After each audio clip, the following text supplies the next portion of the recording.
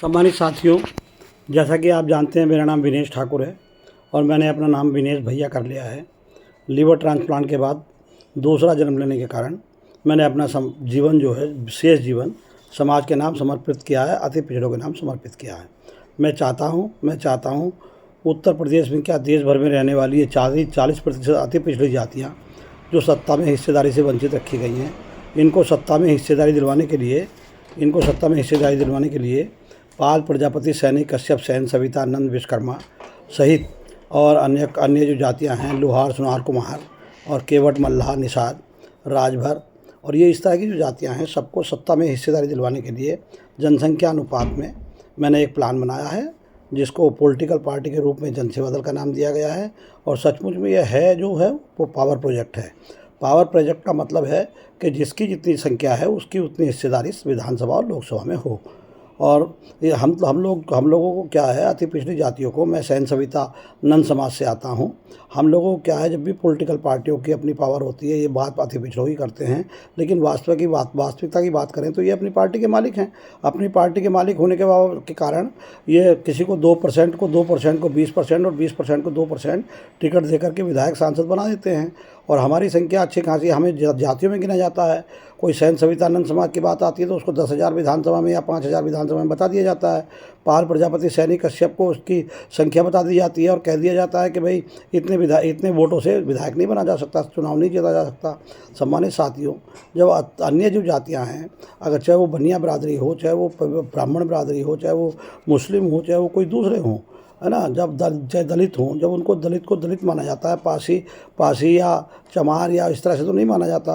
उसी तरह से हम लोगों को केवल पाल प्रजापति, सैनी, कश्यप में बता दिया जाता है। हमको एक जगह क्यों नहीं माना जाता? हम 40% आबादी बिहार की जनगणना के अनुसार उत्तर प्रदेश में हैं, तो हमें भी इनको मानना चाहिए ना कि भाई 40% हैं तो 40% टिकट इनको दे दो। मेरी कई नेताओं से बात हुई इस बात को लेकर के, लेकिन कोई तैयार नहीं होता है। इसलिए मैंने जनसेवा दल के नाम से एक पॉलिटिकल पार्टी का गठन किया है, जिसमें पाल प्रजापति, सैनी, कश्यप और अन्य पिछड़ी जातियों का जो भी हमारे बड़े भाई हैं, जाट, यादव, कुर्मी, उनको छोड़ करके ये क्लियर बात है कि जिनको सत्ता में हिस्सेदारी की आवश्यकता है उनको दिलवाने का काम किया है। वो हमारे बड़े भाई हैं, वो राजा लोग हैं, ज़मीन जायदाद वाले लोग हैं, वो सब अच्छे लोग हैं, बड़े लोग हैं। वो सब अपना काम डंडे के बल पर और पैसे के बल पर और सब काम करा देते हैं, लेकिन हमारे लोगों को जातिगत उत्पीड़न का शिकार होना पड़ता है। मैं चाहता हूँ आप लोग मेरे साथ जुड़ें और हम लोग अपने अपने जनसंख्या अनुपात में आपस में मिल करके, हम किसी पार्टी से गठबंधन ना करके, हम आपस में जातियों से गठबंधन करें, पाल समाज से गठबंधन करें, प्रजापति समाज से गठबंधन करें। जिसकी जितनी संख्या है उतने आदमी चुनाव लड़ें और चुनाव लड़के विधायक और संसद में पहुँचें, और ताकि अपने समाज की आवाज़ को बुलंद कर सकें। आज की तारीख में रोजी रोटी रोजगार का सब आपको पता है। अगर सरकारी योजनाएं लागू करती है, लेकिन उसका लाभ नहीं मिल पाता है, उसमें बैंक वाले परेशान करते हैं, लोन नहीं दे पाते हैं। मैं चाहता हूं अगर ये आप वाकई धन, धरती, शिक्षा, सम्मान के लिए, और आप लंबे समय से संघर्षों के बल पर, आप लंबे समय से संघर्षों के बल पर कभी ज्ञापन खेलते हैं, कभी ज्ञापन देते हैं, कभी सामाजिक न्याय समिति की रिपोर्ट लागू करने की बात करते हैं, कभी रोहिणी आयोग की रिपोर्ट लागू करने की बात करते हैं, कभी कर्पूरी ठाकुर फार्मूला लागू करने की बात करते हैं, और हम लोग जो है आज़ादी के बाद से आज तक ज्ञापन देते चले आ रहे हैं।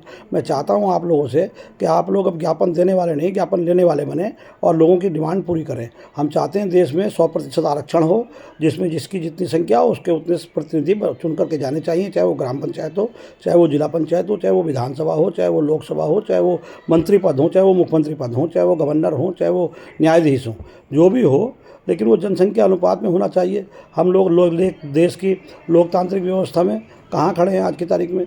लोकतांत्रिक व्यवस्था में न्यायपालिका, व्यवस्थापिका, कार्यपालिका और मीडिया, हम सब अति पिछड़े वर्ग के लोग 40% तो मुझे कहीं दिखाई नहीं देते हैं।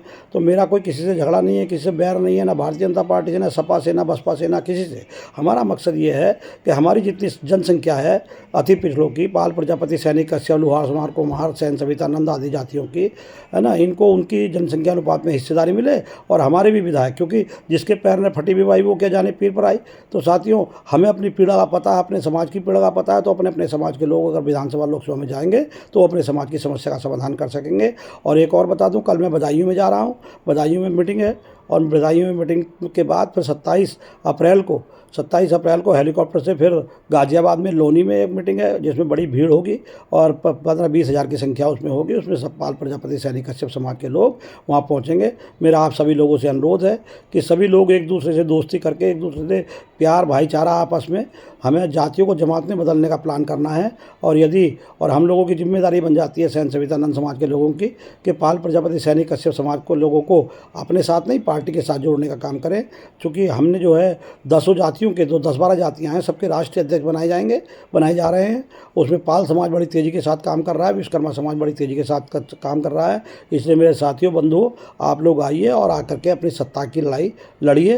वो भी शांतिप्रिय लड़ाई है। हम अपना अधिकार अब छीन के रहेंगे, लेके रहेंगे।